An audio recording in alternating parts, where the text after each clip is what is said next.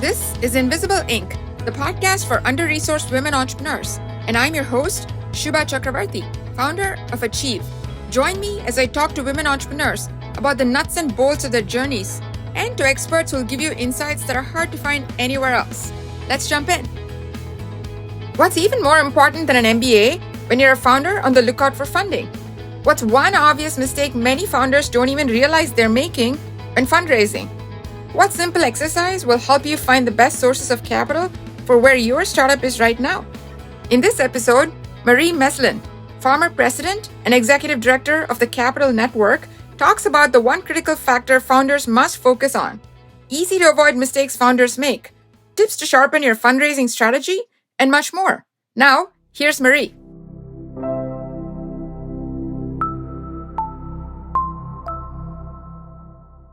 Good afternoon, Marie. We're so excited to have you here today on Invisible Inc. Thank you for joining us.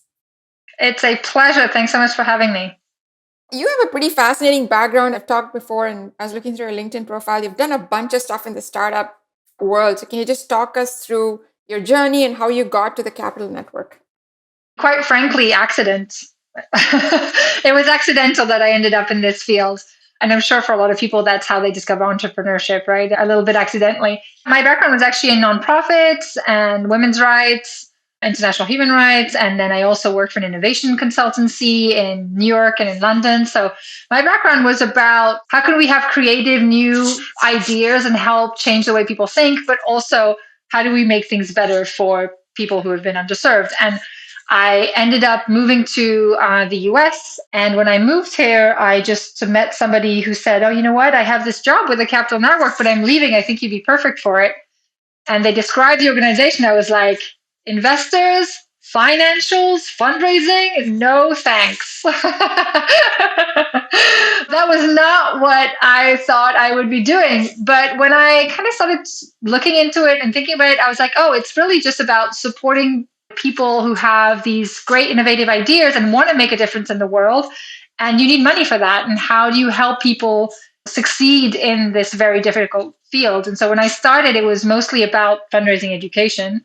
But because of my background and my interest, I moved the organization towards more of a slant on the new majority and on helping women fundraise, because that's one of the biggest issues in this sector is women are not raising in the same way that men are. In fact, this is a stat that's been thrown around quite a lot, but only less than 3% of VC funding goes to women. And this has gone down in the last few years. So this is really a topical subject and it's not getting better.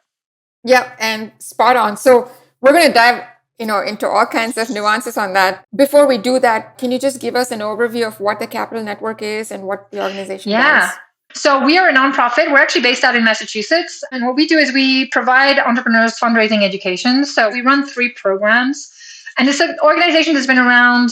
It was actually started in the 80s by a professor who actually coined the term angel investor. And the idea was really to help entrepreneurs found investors. But since the mid-2000s, it's been a nonprofit with a mission to educate entrepreneurs about fundraising. And the idea really was investors were speaking to early stage entrepreneurs, and they very quickly realized the entrepreneurs just didn't really understand what it meant to receive outside capital, not just for the immediate term, but for the long term of their business. And they really wanted entrepreneurs to be as best equipped as they possibly can so that the investors can make investments in startups that were led by people who really understood what that meant to have that investor-entrepreneur relationship. So we run 3 programs. We have one, which is fundraising education. So any kind of topic that has to do with raising funds outside capital for your company. Obviously, we talk about angel and VC investment. We also teach people about SBIR grants, about equity crowdfunding, about revenue-based financing, like all of the different ways that you can get your first round of capital for your startup. And that is open to anyone, and anyone can come to any of those programs. We also teach entrepreneurs about pitching. We teach them about cap tables. We teach them about 409A valuations, kind of technical aspect of raising that really nobody teaches you. But our flagship program is actually a 6-month program called the Fellowship for Female Founders. We call it Own Your Raise. And that is a structured program, 6 months long, where we take between 10 and 15 women, first-time founders, raising for the first time, and we help them get everything they need to be ready to fundraise, or at least get everything ready to make that decision as to whether or not they want to. We never say, this is the right path for you. What we want is we want these women to have the right access to education, access to network, access to all of the things that tools and support and mentorship, all of the things that they need so they can make the right decisions for their business. And so that program, we've been doing it since 2016. We've had 90 plus women take part in the program in total. 50% of those have always been women of color. And at this point, they've raised about $65 million collectively. And even just last year's cohort created over 100 jobs. And these are all women based out in New England. So right now the program is a New England based program. And then the final programs that we run is the Investment and Inclusion Series. That is our partnership with Brown University has a group called the VC Inclusion Lab, and they do research on investment and kind of equity and DEI. And they do a lot of data, a lot of research around that. And so we partnered with them to create a series of conversations around how to create a more equitable capital ecosystem. And that goes anything from sourcing to who makes the deals, to how do you structure pitching, how do you collect data, how do you structure an investment firm in a different way so you allow more equity and for the whole kind of capital stack to be more equitable. And that is open to anyone and really addressed to both investors and entrepreneurs. We basically took a series of conversations we had in the summer of 2020 with investors, and we realized that a lot of those topics just kept feeling like they were the same and were being told in the same way. And we really wanted to open those, as imperfect as it is, we wanted to open those to the public so that we could really try and find solutions together rather than pretend we have the solutions. So that's the last program that we run at the Capital Network. That's a really amazing overview. So what I would love to talk about first is this whole fundraising education, the first set of offerings that you talked about. What have been your observations in terms of the biggest areas of need, especially as they apply to women and diverse women entrepreneurs? And what do you think is causing, if there's any gap, what do you think is causing that gap in education, let's say between women and women of color and comparable male entrepreneurs who might be in the same stage of their startup journey? There's all sorts of different issues and reasons. I think one of the things, regardless whether it's women or others actually, but when it comes to the technical education, there just isn't a lot of in-depth content out there. There's a lot of things around pitching. There's some programs around financials, but you actually don't find as many really explaining and going deep into what is a cap table, how does it work, how do you think about it, what are your options. There's all of this technical assistance that feels really that it comes out from a black box, and it does, right? These are not conversations, you don't get taught this at your MBA if you are lucky enough to have done one. I don't come from that background. I don't have a financial background. I don't have an MBA. And so for me, even as I was starting to learn about all these things, it just felt really confusing and out of reach. And the language that is used is also very technical. And so it takes a while to really understand what people mean when they say certain terms and what their assumptions are and what they expect. So I think for everyone, it's confusing. So let's just start there, especially if you don't have financial backgrounds. But I think for what we found and the way that we've structured our program moving forward is, for women, there's a portion where community is really important and the way that you have to present yourself in every room. So one of the issues that we've seen is you can have access to the best education, you can have the best network of anyone, you can really have access to fantastic mentorship and people who support you and all of that stuff. But if you don't see yourself as a leader, if you don't see yourself as the person who's going to be driving this forward, when most of the time you are likely to be the only woman in the room or the only person of color in the room, then none of it matters. If you can't really present yourself and really own that portion of raising money, leading an organization, having difficult conversations, then having all of the education and all of the support doesn't really matter. So that's a really strong piece that we added in our program, where we already had the education, we already had the mentorship, we already had the network of investors, but what we were missing is that extra component so that women could really understand what kinds of conversations they needed to be ready for. And that's anything from bias and being in the room where uncomfortable conversations are happening, to really representing a whole organization and talking about money, which for some of us is a difficult subject. That's really insightful and it hits home pretty hard. What have you found to be, let's say, the top 3 switches, either in terms of your belief set, in terms of your actions, in terms of your approach, if you had to list like a top 3, top 5 list of things that flip the switch for women, what have you noticed those to be? So it's funny. So all of this is going to be based out of what the women have told us. And one of the conversations I recently had is from this past fellow from last year who raised a lot of money. And she started to raise when she was in our program. And it's so simple. Sure, I can't tell you how simple this is, but it is that she realized, and this is when we were really digging deep into this, into the coaching portion, where she realized she wasn't asking for money. She was fundraising, but she wasn't asking for money. So she would go and pitch and talk about her company and talk about the idea and talk about the business and talk about all of these things.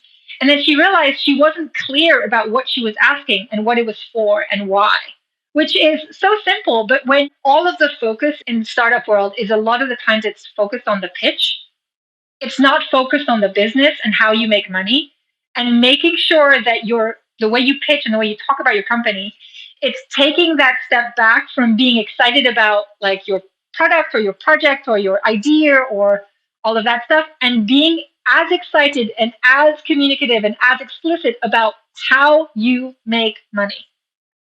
Because that's actually something that we have to talk to our entrepreneurs about all the time. They're so excited about the technology they built, but they can't tell you how they're actually going to get the funds or how they're going to get their customers to pay for their product, which, in turn is what investors need to understand and they need to know. And if you can't articulate how you're actually making the money and growing the business, then you don't really have a business. You have an idea, and that's great, but that's not what businesses are built on, and that's not how you get outside capital. So that flip around, like, you're not pitching your idea, you're really pitching a business and being clear about what that means. That resonates a lot. So what do you think is causing that one miss? Is it a blind spot? Is it that they don't think about it like a business? I don't know if it's that they don't think about it as a business. I think it's just that when you are solving a pain point, you are so excited about your solution. You're so excited about you've built. And as you should be, it's great, right? Especially if you're solving something that's really an issue. I'm not taking any away from that. I think that's really important as well. But I think if you are talking about your business to an investor, you just have to remember who you're talking to and why, as great as your solution might be, like if you can't make money, then you can't solve that problem for anyone. It's really that simple. So it's great to be excited about what you're solving, but if at the end of the day your company is not making money, then you can't do the thing you want to do. And so being clear about what that gets you and how to talk to people about it is just so important. So part of it is maybe a little bit of that. And quite frankly, talking about money is uncomfortable for a lot of us, right? We haven't been taught to talk about money. It feels weird. Like I run a nonprofit for a living. Fundraising is really hard for me. I have to ask people for money all the time. And it's still really hard because we've never been told to have those financial conversations. So part of that is can be a little bit ingrained in some of us around it's impolite to talk about money. It's something you do behind closed doors. You have to be able to ask for what you need, but a lot of times we're trained to just ask for just what we think can like be okay for the other person.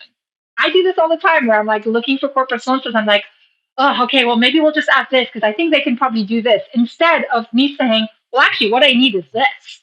And so I just need to go out and ask for it because if I don't ask for it, people can't give it to me. It's, it sounds so simple, but we're so ingrained to just holding back a little bit because it's uncomfortable. And we really have to break through some of that. Fantastic. So, in the training and in the transformations that you've seen with entrepreneurs and women in the TCN programs or through your education, what have been some things that help them become comfortable with this question of talking about money, with presenting themselves comfortably as saying, I need this money and I'm not apologetic about it, and also not under asking and therefore shooting themselves and their businesses in the foot before they even get started? What has worked? So there's a couple of things. Honestly, one of it is this component of leadership coaching I was mentioning, because again, it's about seeing yourself in that different light as a leader versus as someone who's running a business.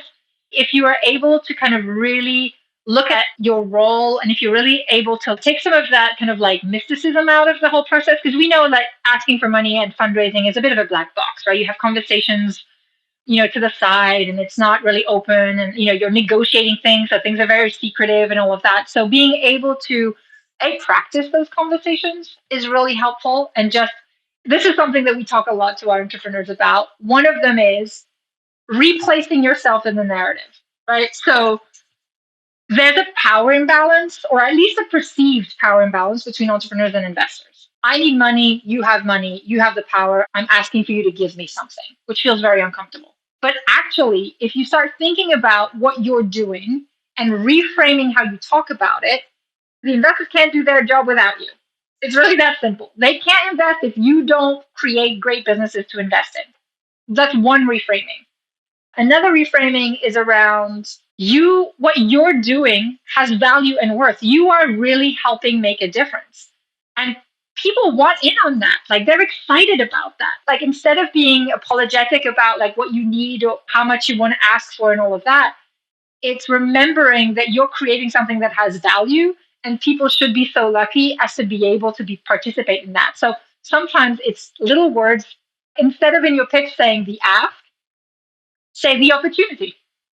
Sometimes it's little things like that that reframe the way you think about something. Because although, yes, you are asking for money, why are you asking for money? Because this is a great opportunity for people to be excited and involved and give you money and like be part of this journey that you're creating, this momentum, right? Versus like asking, could you please maybe consider possibly giving me something? You know what I mean? And that puts you in a different kind of mental state. And a lot of this is about reframing and reshaping the way we mentally prepare ourselves for these conversations.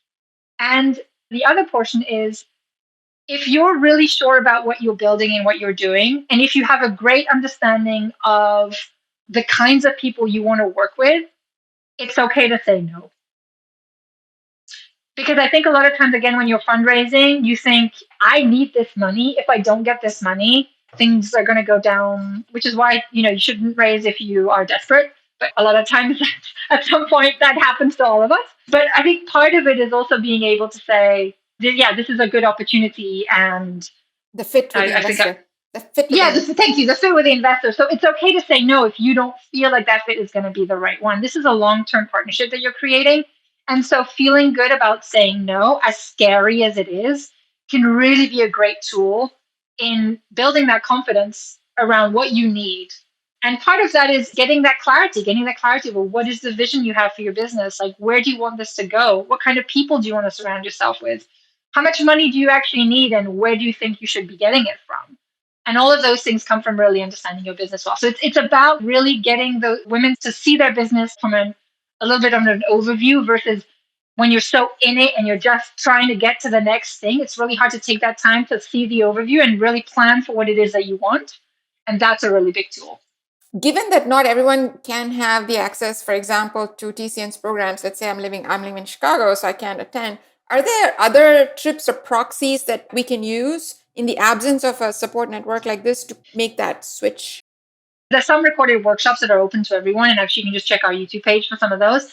And then there's others that will, in 2023, will become available. So recorded materials that people can have access to. So we're working on that because we know there's definitely a need for that kind of thing out there.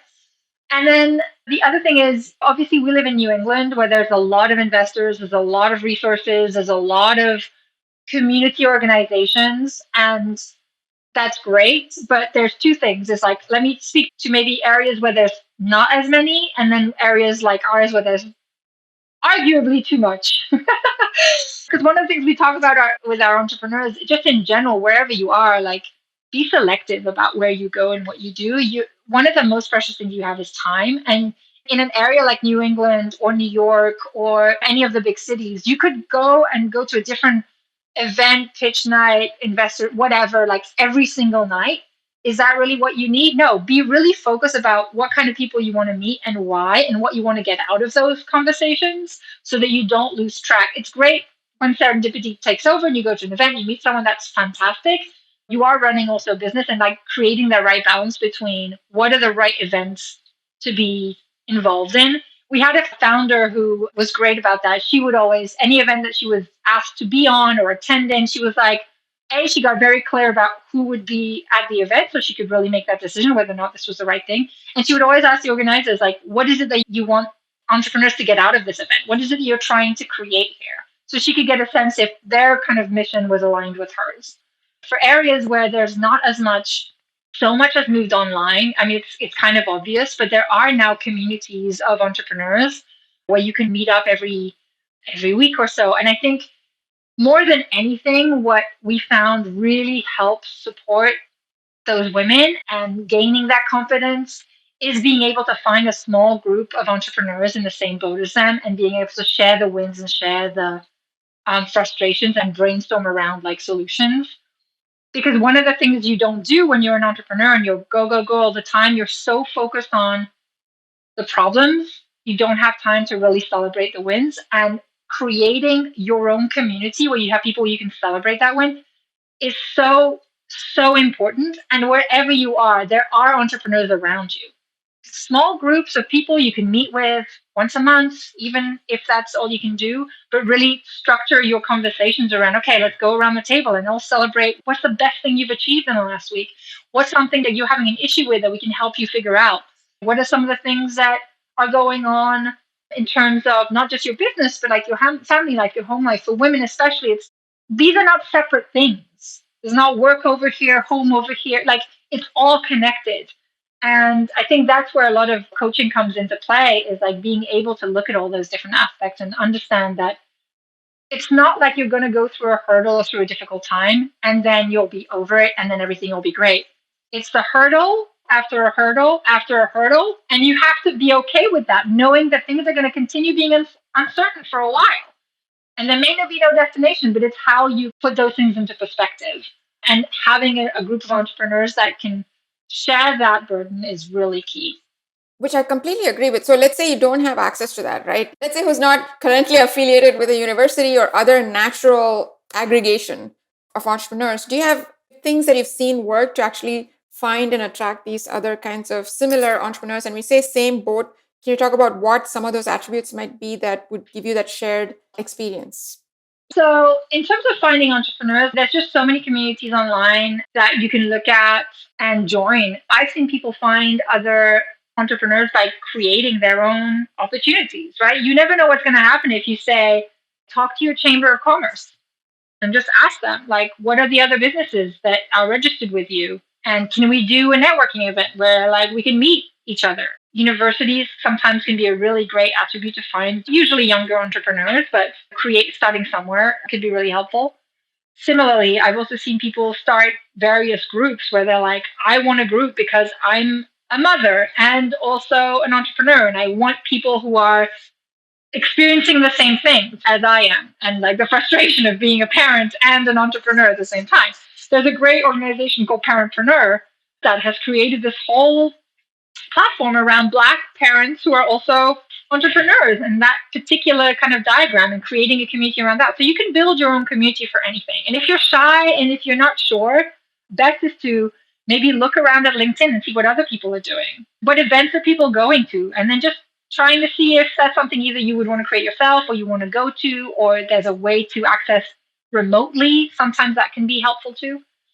There's a lot of pitch events that are open to anyone too. So there's a lot of like Founders Live is one that's open to anyone. So looking for things you can just go watch. You don't even have to participate, but just go see who shows up. And if anyone resonates with you, honestly, I'd say 99.9% of the time, people are really open to helping out and giving you half an hour for chatting about your business or theirs, right? Like people are really generous with their time. So don't be afraid to ask. The worst that they could say is no. Great.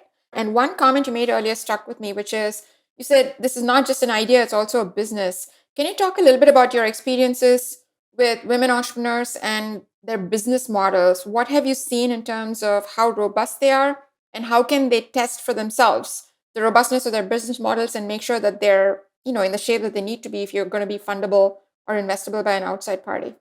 We do a little bit of work on that, but because we just focus a lot on the fundraising kind of journey, I mean, a lot of times the women that we see have something already built, and it'll change. I mean, it'll change as you grow, as you speak to customers, as you test it out, as you get feedback.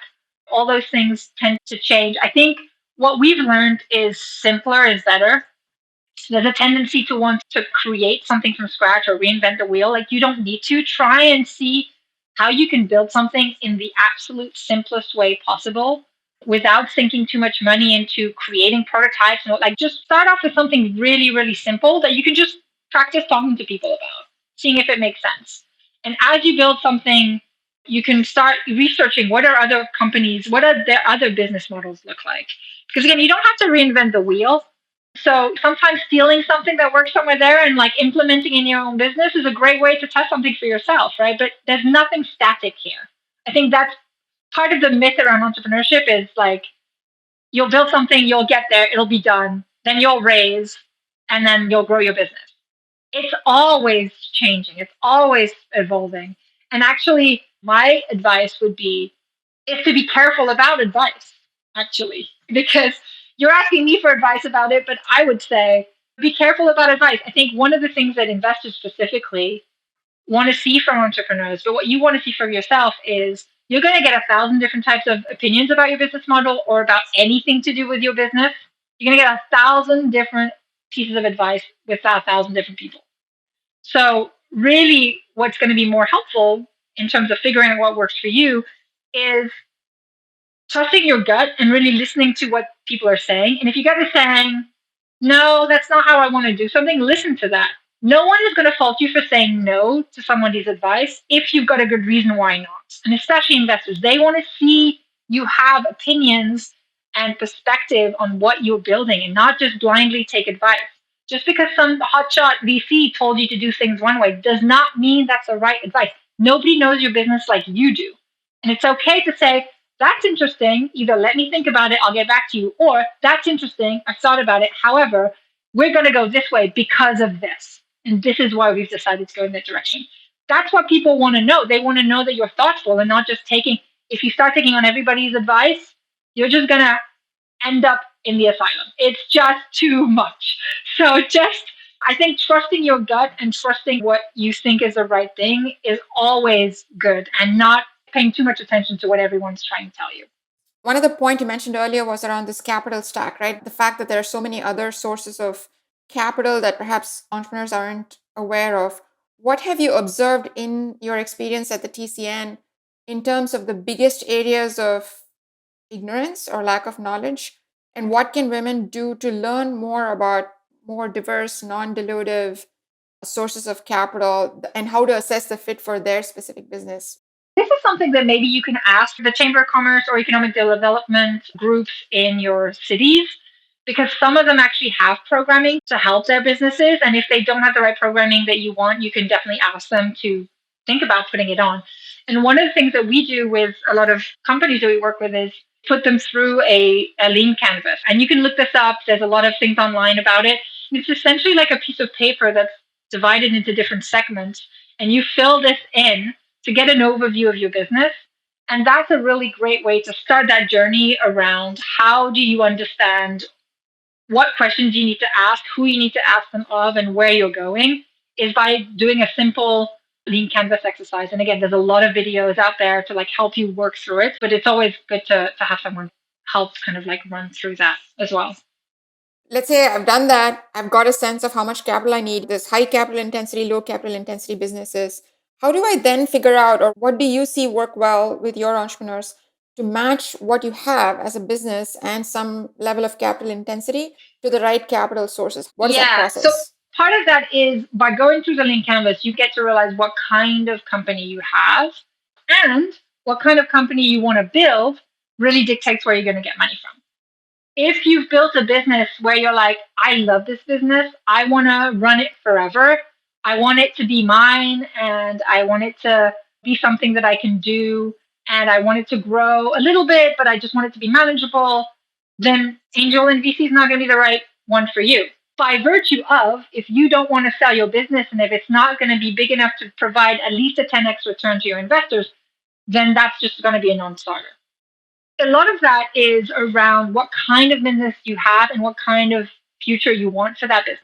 If you're in a sector that needs a lot of capital, like a lot of the life science sector, or maybe some of the ed tech sectors where things take longer and you need more money to like build things, then sometimes, investment is trickier But sometimes it's better to go to grants, non-dilutive grants, because the government is actually interested in funding some of those projects that will be able to kind of be put back into the NIH or the DoD or whatever it might be. So they actually have portions of money allocated to support innovation and support growth in those fields because the government might have a vested interest in actually accessing those. And the great thing about SBIR grants is that you don't owe anybody anything. It's a grant. You don't have to pay it back. Woohoo! And some of them are millions of dollars. So part of that is really just being aware of, yes, the options that are out there. And we have so much information on our website around the different types of funding, different sources, and what that looks like. So feel free to go to thecapitalnetwork.org. But it's really about like matching what's out there and the options as well as where you're at and what you want to build. And sometimes the only person that can do that work is you because you're the only one who knows what your business and what you want it to look like. But asking yourself very serious questions like, what's right for me? There's what's right for my business and how I want it to grow. And then there's also me as the founder. Like, how much do I want to put into this? Where do I see this going? How long do I want to run this for? Do I have support from family and friends to take this on? These are all questions that are really worth asking so you don't go down the road into something that ultimately won't be the right fit for you. One other question on that, which is this whole ROI on the fundraising process. So you talked a little earlier about your ROI on attending networking events, which was well taken. But there's a similar calculus that needs to happen for the funds that you choose to pursue. So particularly in the case of grants, my observation is there's the government grants, which are big and worthwhile, but they tend to be restricted, as you mentioned, to the tech sector. But there are also some private sector grants. And my observation, and I'd like you to challenge this if this is not true, is that they tend to be small, very focused, and generally require a tremendous amount of work for what I perceive to be a very low shot at getting them. How would you suggest, or what have you seen work well for entrepreneurs in deciding which grants to pursue and whether they should even be pursuing them because they have a limited amount of time and they need to be building a business? I think that's very apropos, right? It's analyzing the cost of anything. And the most precious thing you have as an entrepreneur is your time. Especially for something like an SBIR grant, which is bigger, you will need help to go through it. You'll probably need to speak to an expert. It needs to be reviewed. Like there's a specific language that they like to see. And whilst there's plenty of resources to help you maneuver that, and by the way, the SCA and other groups really want more women to get those. And there's more and more incentives out there to help more women take part into that. So there are a lot of resources out there, but it is very time consuming. So yeah, it may or may not be the right balance for you. One of the things I think that any entrepreneur needs to ask themselves is how can I get someone to do this for me? Part of it is there's a lot of, like I said, resources and people you can call up on, and creating a structure around you with advisors, mentors, other entrepreneurs, all of that stuff. Lots of people have applied to grants. And so, really making sure you're talking to people who've either applied to things, have received them, and really understanding what that took, how much time, how reporting was there. I mean, reporting is one of those things that's such a drag, right? Like you've been given the money, you've used it, now you have to explain all over again how you use it and why. And why did you spend 30 cents here? Why do you spend 50 cents there or whatever? So the first thing you need to do is really talk to people who have received those grants in the past and really understand what their takeaway is. Understand how much support they got from the grantors. Some foundations give a lot of support to their founders. They want to see them succeed. So they don't just give money, they also give time and resources and networks. And similar to investors, you want the investors, they're good, and the foundations and those kind of sources of money that are not just going to give you money, but that actually are going to give you time. They're going to give you access to their networks. They're going to be champions for you because they really believe in what you do. So no matter where you get money, it's always the same questions you have to ask yourself. It's like, what am I getting besides money? How much time is this going to take? Who do I know that I can talk to really get the kind of the behind the scenes scoop? Which is why it's so great to create a small network of entrepreneurs, because chances are they've spoken to that investor, they've applied for that grant, whatever it might be. So it's really creating that dialogue and not being afraid to ask, because again, people are very forthcoming about their experiences and you don't want to go into something blindly. The other thing that I would say too, when it comes to investors, to not waste your time and to feel like you're ready, one of the things we have on our website is it's a big database of all sorts of investment groups in the US, right? And one of the things we want to make sure entrepreneurs do is take that list or any list that you start creating, and it's an Airtable, so you can just download it, Look at all the sectors, how much money they give, what sectors they are, where they're placed, do they fund women, what check sizes they have, like who's on their board, who you might know in common, all of that stuff. Create this big Excel spreadsheet for yourself and then segment that into 3 buckets. Most likely to fund you, somewhat likely to fund you, least likely to fund you, and then flip that model. Start with the people least likely to fund you so you can really test out the questions you want to ask, what you need to be ready with, what kind of questions that you want to ask them and they're going to ask you. So you're not going after the people who are most likely to fund you first. And that way you're not wasting your time or you're not burning bridges when you're just not ready yet. So being able to create that funnel for how you're going to approach getting outside funding in a very strategic way is so, so important. So you're not just going at it blindly and having a list of questions on your end. I think entrepreneurs are used to investors asking them questions. It is just as important for you to ask them questions. Again, these are long-term relationships. You want to know what you're getting into. And there is absolutely nothing wrong. And in fact, it's really important to ask them, what are the founders have you invested in that I can talk to? Because what you want to know is not just the entrepreneurs where things went well with the investors. You want to talk to entrepreneurs where things went badly for them. And like, how did the investors react? Did they come through? Did they provide support? Did they provide, you really want to test that out. And that's on you. That's on you to really make sure you're getting into a situation that is comfortable, where you have confidence, and where you're really building something with someone. You just took the words right out of my mouth. So you did talk about other entrepreneurs that the investors have invested in. What other questions should an entrepreneur be asking any potential investor during this whole pitching process? I mean, that's a technical question. So there's like, who's the lead investor? Or do you syndicate with other groups? Do you partner with other groups to put funding in? Do you do follow on funding? If it's a VC firm, when does the cycle end, right? When do they have to expend capital? And when do they just start a funding cycle? That's really important for you to know. Maybe you want to ask about the LP, like who funds this funding group, right? Like you want to try and have some of those questions. And then you want to also have questions about like, tell me a time when a startup wasn't doing so well and how did you manage that? How did you manage that with your founder when they were running out of money or when they had to do a down round or when they had to like find scenarios that you want to know about and then ask them like, how did either the individual investor or their group react to that and help support the entrepreneur? Like that's really important. And also things like, what is it that you are looking for? What is it that you want to see? What kind of returns are you expecting, right? What are some of the terms that you're used to seeing?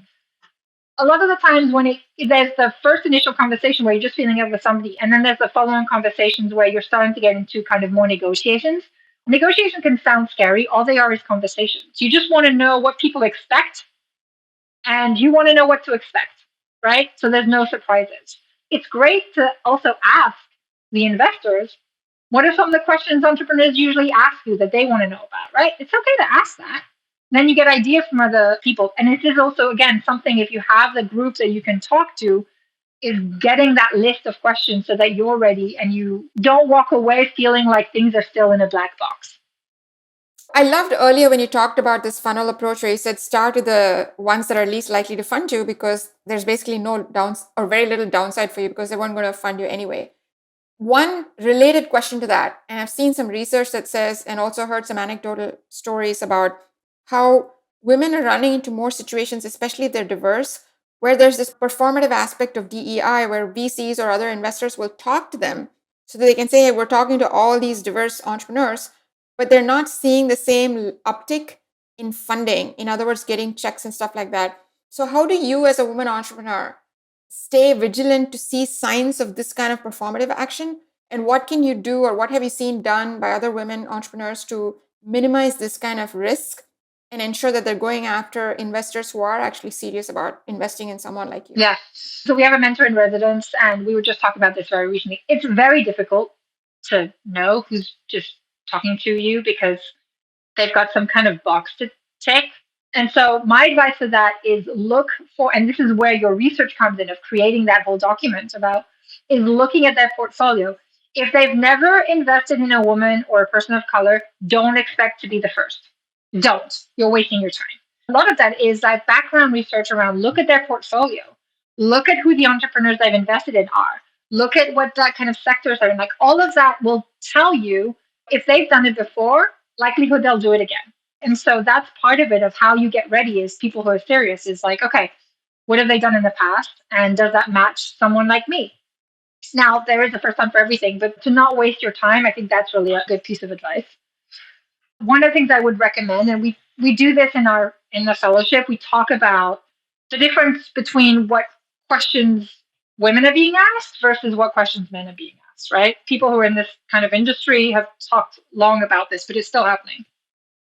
And the difference is between preventative and promotion questions is what we talk about, right? So there's a lot of research by professors from Harvard, and Donna Dana Kanzi is usually Kanzi. Donna Yeah. Kanzi is usually the name that comes up. And actually, she was one of the people we talked to in our investment and inclusion series. And the difference between those two things are men tend to be asked promotion question. And a promotion question is something like, how big can this be? What are some of the things that are going to make you successful? Where do you see this going? It's kind of like having a conversation around all the possibilities and the expansion of the business. Women tend to be asked preventative questions, which are more around like, what are you going to do if things don't work out? What if you lose all your customers? What if Google starts being your competitor? What are you going to do then? It's all the questions that back you into a corner to talk about all the things that could go wrong. And while some of these questions might seem totally normal for an investor to ask, they're really pointed at women specifically. So we actually do some work around how do you flip those conversations? How do you try and create an opportunity for you to answer the questions that's being asked, but also say, well, here's what we've put in place so that we make sure that we retain our customers because we know that this is how big this can be and we can really build this company to X, Y, and Z. So making sure that you're answering questions, but also putting it back onto creating a picture of the organization that you want to build. Now, it's tiring and frustrating because on one hand it's like, do you play the game or do you say, you know what, this is bullshit, like let's be done with this? And the answer is a little bit of both. I think one of the things you have a choice of is you have a choice sometimes to confront things and just say, this is what I'm noticing and I don't feel like this is appropriate. Or sometimes it's not, right? Either because it's not on you to keep educating people, quite frankly. And so that's one of the extra work that women entrepreneurs have to do is balance when you're going to challenge something and when you're not. When you start noticing those patterns, or when you start noticing why are investors always asking you what your husband does for a living Do they or do how that? many kids you have. Yeah. Yeah. What does your husband do for a living and is he supportive? Classic question. You couldn't possibly do this on your own. And so there must be a man somewhere to like help you out. And like, if there is, good for you. You've got someone helping you. But that's not the point, right? And sometimes, as you know, those questions only become apparent like 2 days later. When you're like, why was I so uncomfortable? And 2 days later, you're like, oh, it's because this was weird. It was weird, right? That they asked this. Sometimes you don't know in the moment, and that's okay. But there's that balance between that women and people of color have to face, which is what do I address? What do I not address? How much do I play the game? How much do I try and circumvent this whole thing? And that's a constant question you have to be asking yourself. So is there a rule or any kind of heuristic that'll help you decide as a woman entrepreneur how much is enough? Something that you've seen work? To be honest, I think a lot of this, it's gut instinct. Is like if something feels off, it's probably off. And you can sit with it for a while and think about, like I've had interaction with people where I've just been like, something's not right. Something's off. Like the way they talk to me, the questions I'm being asked, something's just not quite right. And sometimes I'm like, okay, this is not somebody I really want to be involved in, and I will not be involved with them anymore, and I will avoid them, and I will just stay away. Sometimes it's so egregious and obvious that I have to be like, do you know what? I don't think this is appropriate, or I don't feel like this is a question that I need to answer, but that puts you in a vulnerable position. So you have to be really in touch with what you're willing to give and willing to do and willing to address. And again, it's totally fine if you feel at that moment, you know what, this is not the energy I need to expand right now. That's totally fine. Because if that's all you did all day, then you wouldn't have time to run a business. One other big juicy topic that I'd love to hear your thoughts about, which is about negotiating the terms of your deal. That's a critical part of fundraising. What tips would you offer? And what have you seen women entrepreneurs and particularly diverse women entrepreneurs do well to make sure that they get a bigger check amount, they don't give up as much of the company, and they also get a better valuation? So a couple of things. I mean, one is practice, because it is something that, again, you don't really know. So some of that is like practicing with other entrepreneurs that have gone through it, understanding what deals look like and feel like, understanding what kind of things people are particular about, right? A lot of times the entrepreneurs are like, oh, well, valuation's the most important thing. And it's not. It really isn't, especially if your valuation is too high and you don't raise enough money in the next round. Like that could really cost you in the end. So valuation is actually not the most important thing. The terms are what's important. Having really good legal advice is critical. You don't want this to be your cousin's best friend. Like you want this to be someone who really knows about the startup world. You really want to know what you want to get out of it. Like, are there things that are non-negotiables for you? Are there things you're open to? One of the things entrepreneurs in general make is there's really a lot of standard terms, and a lot of that are what people are used to. And it's okay to go with that. It's also okay to not go with that. But my point is that you don't want to try and make things too complicated. The more complicated the terms end up being, the more it's probably going to cost you in the end. And so really understanding what basic terms look like what people call vanilla terms, right? Like your basic kind of most agreements look like. There's like key principles, like really understanding those and why investors are keen on one and why entrepreneurs are keen on another and what benefits an entrepreneur, what benefits an investor.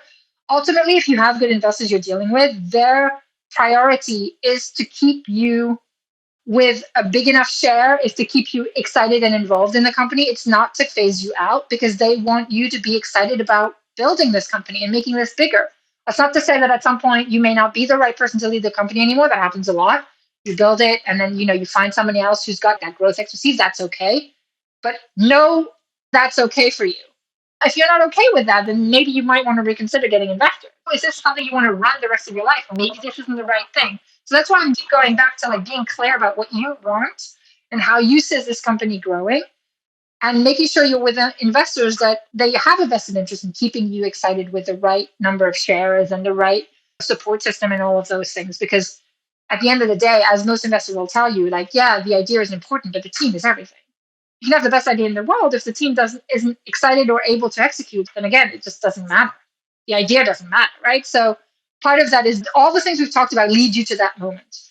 Doing the homework within yourself, doing the homework with your investors, understanding the terms, understanding what could go wrong, understanding what people are really fussy about. Sometimes on the entrepreneur side, that's the valuation bit. And doing your homework and really understanding kind of what else is out there is really critical. So I'm going to turn the conversation slightly to the investor side because you also work with a lot of investors at the Capital Network.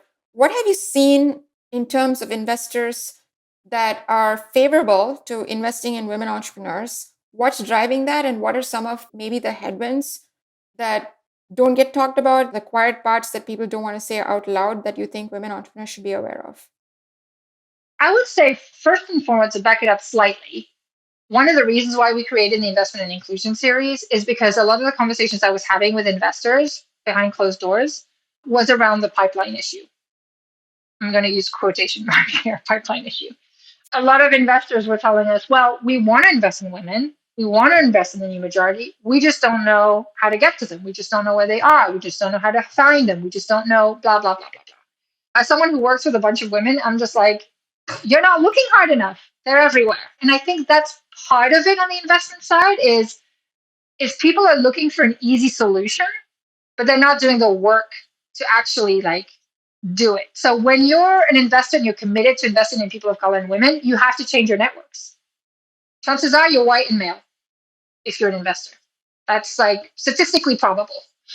And so chances are people around you are probably similar, right? And so part of the work that needs to be done is around changing your networks and around like accessing different groups and putting yourself out into situations that may feel uncomfortable because maybe you're not used to being surrounded by women, or you're not used to being surrounded by founders of color, or whatever that might be. So there is some work from the investment side. Part of it is also creating more spaces for women to invest and people of color to invest, and like trainings to make sure that the next generation of VCs, emerging investment groups, all that are led by the people who are looking to put money back and build that generational wealth for women and founders of color. So there's work to be done like there. And then in terms of what is coming out, I mean, again, You're right in that there is a lot of conversation around, well, I want to do this. I want to invest in women. I just either don't know where to find them, which is what we just talked about, or it's performative. It's like, if I say this out loud, it'll make me sound good, but I'm just not going to go follow through because it's so much more comfortable to pattern match, to invest in people who look like you, sound like you, and speak the same language as you. So there is some work to be done to break that down.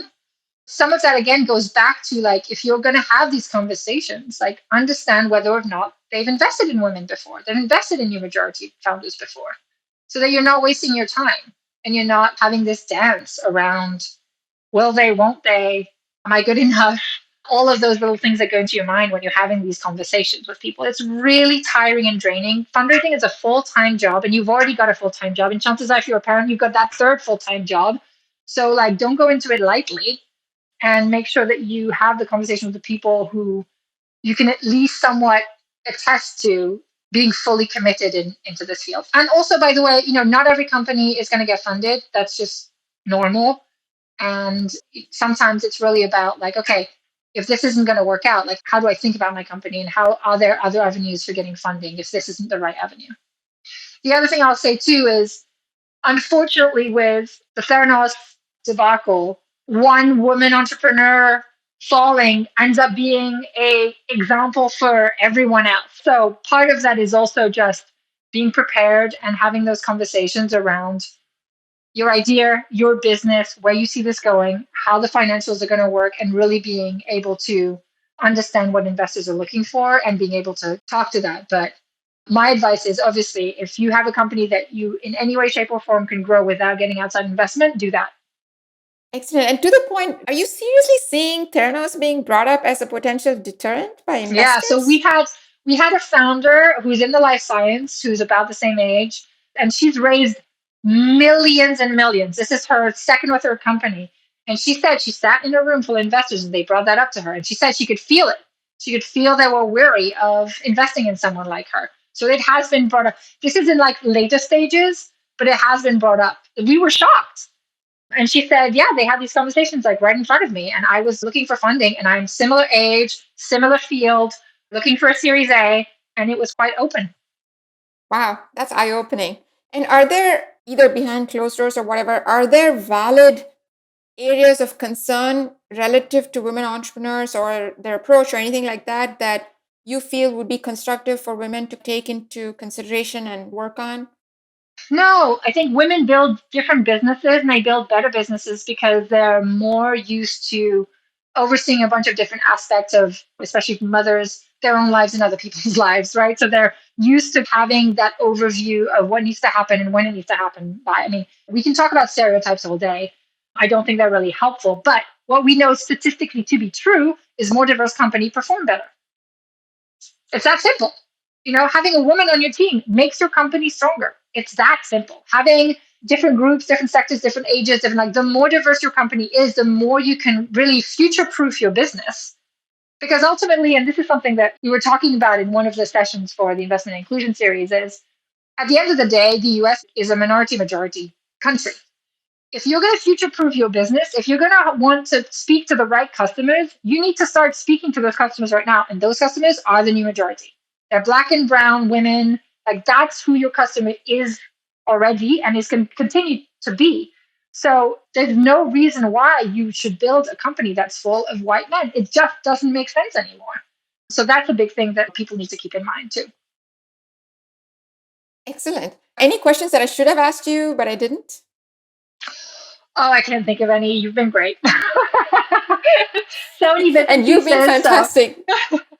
Thank you. Yeah, thank you for letting us talk about the work that we do and the way that we want to see women be supportive as themselves, not as a proxy for what white male entrepreneurs are doing. Excellent. We wish you all the best. I'm sure you'll do great things for yourself and for women. So thank you so much, Marie. It's been a joy having you and just all the informative stuff you told us. Thank you so much. I really appreciate it. That was a very informative conversation with lots to take away.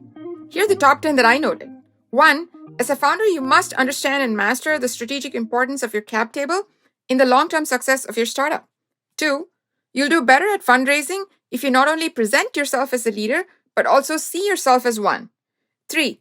Being a leader means owning the fundraising and being able to have the tough but necessary conversations. 4.